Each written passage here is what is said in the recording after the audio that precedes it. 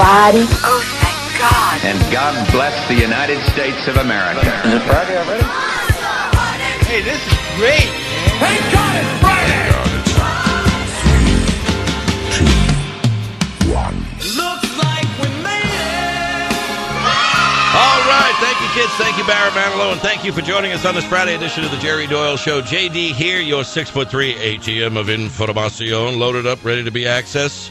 There's no transaction fee. There's no charge for the call, although the data mining comes courtesy of everyone and anybody who seems to want something from us these days. All we want from you is a little bit of your time, and we do appreciate it when you take it to spend it with us here on the program, where intellectual anarchy is encouraged and nurtured for now. Brad, producing the program. I had to get to Brad ahead of you, Marcella, because Brad is always ready to hit the ominous tone at the wrong time, and you can usually tell by the inflection in my voice when I'm not going for the ominous tone, but he somehow seems to think it's time to put the ominous tone into the program. So that's why. Come on, really? If you go to our Facebook page, you'll see that we're hiring a new producer here on the program. If you'd like to attach your resume. Brad producing the program for now. Marcella working the dials. Emails at the website, jerrydoyle.com. And the poll question up there for you today. Let's start it with a mouthful of information. Time Magazine's May 21st cover shows a 26-year-old mom and lactation consultant breastfeeding her 4-year-old son, Aram. People are trying to rate the cover with terms as follows. Of these terms, how would you rate it? Your choices are PG-13, NSFW, soft porn, Gawk-Tastic, or kind of hot. 11% of the people say it's PG-13. 16% say NSFW, not suitable for workplace. 21% say it's soft porn. 24% say it's Gawk-Tastic. And 29% say it's kind of hot. Your answer there at the website or here at 800-876-4123. Is that redundant, soft porn and kind of hot? Because is that kind of the same answer? Because isn't soft porn kind of hot? And, I think so. Here's the question I have. Aram? What did she leave off the IS? Was that the cologne that the guy that she was breeding with was wearing? So when she decided to conceive this spawn of hers? Oh, what are you wearing? Aramis. Aram. I think that's a good name for a child. We'll name him Aram instead of Miss. Until he's 12. And we're going to breastfeed him till he's 12. Wow. Knock it off. Thank you, Wanda Sykes. I really appreciate that. I think we really need to move past this whole uptightness about breastfeeding. So I offer this to the freely lactating and breastfeeding women of America. When you get over being uncomfortable with my staring at you while you're offering up that human milkshake, I will get over being uncomfortable with you breastfeeding in public. Deal? Do we have a deal there? Is that too much to ask? Let's shake on it. Of course I stare. What are you, the guy who's got the sunglasses on at 10 p.m., sitting there in the terminal in the airport? No, I'm not staring at her. You're the guy with the mirrored shades, something out of Dirty Harry going, no, I'm sitting here reading Business Week. No, you're not. You're staring. No, I'm not. It's a child eating. It's a breast. I look at a good hot dog or somebody mowing on a hamburger. I look at the hamburger. I think that looks good. Yeah, I'm. Jeez, God, we're so uptight about that. Just something about breastfeeding in public. I just think it's wrong. I just think it's kind of rude. It's just like, well, all right, fine. I know it's natural. Well, that's what I'm going to do then. I'm just going to say I'm staring at beauty. I'm staring at nature. I'm staring at a gift that God has given to women in the ability to breastfeed, and there I am taking in all of the grandeur, the spectacle, and all that is right between a mother and her child. Yeah, but there's a difference. And it's kind of hot. A child, a child eating, natural. Jerry staring, creepy. And my guys out there, really, am I the only one? Come on. The image represents the attachment of a mother and a child, according to Time managing editor Rick Stengel. The cover is meant to get your attention. Well, it does. He said it gets your attention. He said it's a legitimate debate. It's a debate lots and lots of women are having. Now, if it's so natural, Marcello, MSNBC showed the cover on Morning Joe's show, but they blurred the breast.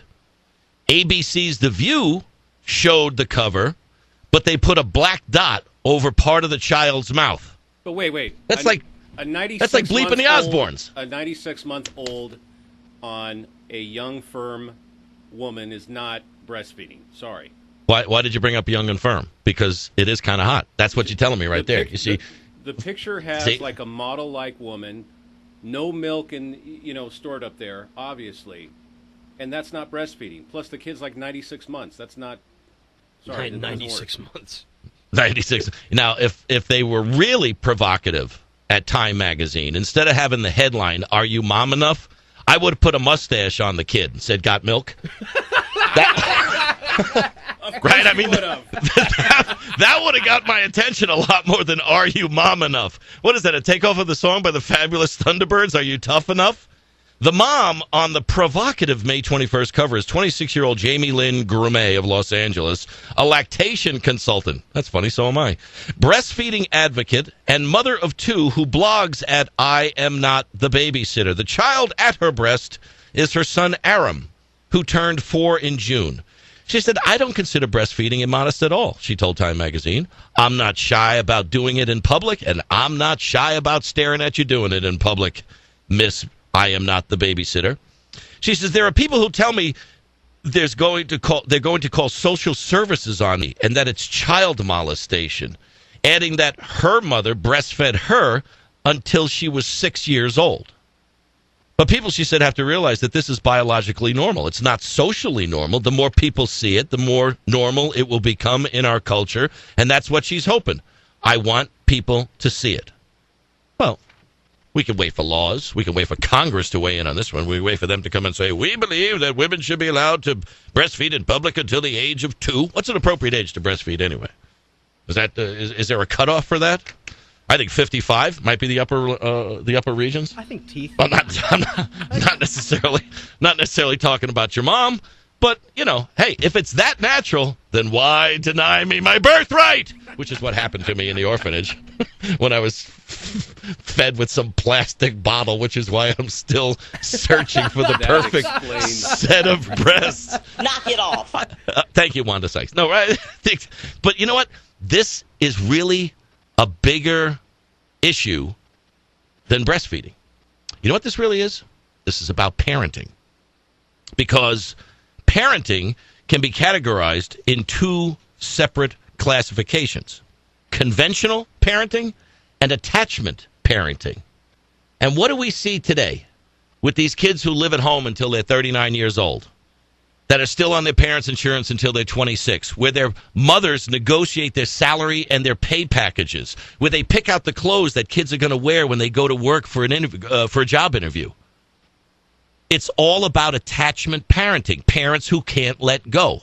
A woman who breastfeeds a child until the child can drive is not benefiting the child, it's benefiting her in her constant power grab to be an attachment parent and not wanting to let go.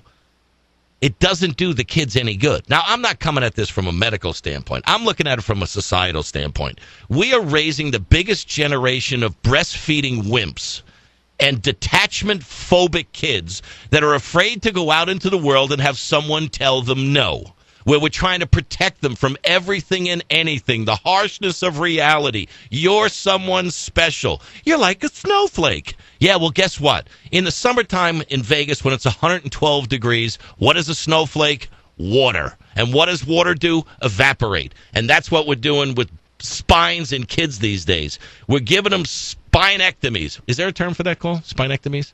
A spine something reduction or whatever. Oh, it's 12:15. That's right, Brad. You're supposed to check me in on Southwest Airlines. See, I can multitask here on the program. I know. Now I'm screwed up, man. I'm going to be in B or C. My whole weekend is already ruined. Brad. Thanks a lot, Brad. Thanks for the late lag and getting me the information necessary so that I could check in on Southwest Airlines, which I'm flying to tomorrow to the anniversary party at our FM talker in Tucson, 104.1 FM The Truth. Big party. Check their website, which I don't know what it is, but I should. But you can go to our website, jerrydoyle.com, and you can get the information on the big party for The Truth out there in Tucson. As a matter of fact, what I'm going to do to make sure that I don't ruin my weekend with a late check-in at Southwest Airlines, we're going to take a break here on the program. The Jerry Doyle Show. Pay a few bills. Andy Gauze at the bottom of the hour, currency expert, monetary historian. We're going to talk about J.P. Morgan's $2 billion oops and B of A, rewarding people who don't pay. We got comedian Ralphie May.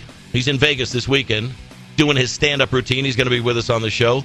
And homeopathic practitioner, talk show host Robert Scott Bell on the new drug that came out yesterday to cure obesity. We've got hedonic marriages, Bristol Palin talking about traditional marriage. We've got Mitt Romney, gay marriage bad, gay adoption good. We got Boone Pickens talking about Washington, D.C., saying Washington is just a dry hole. Societal jet lag and obesity, texting during sex, and casting your life wife. Man, we have a lot to get to on the program today. The phone number here is 800-876-4123. And a Mother's Day update. If you got white carnations for your mom this weekend, you might want to rethink that. I'll tell you why when we get back. Jerry Doyle, stick with me. This is the Jerry Doyle Show.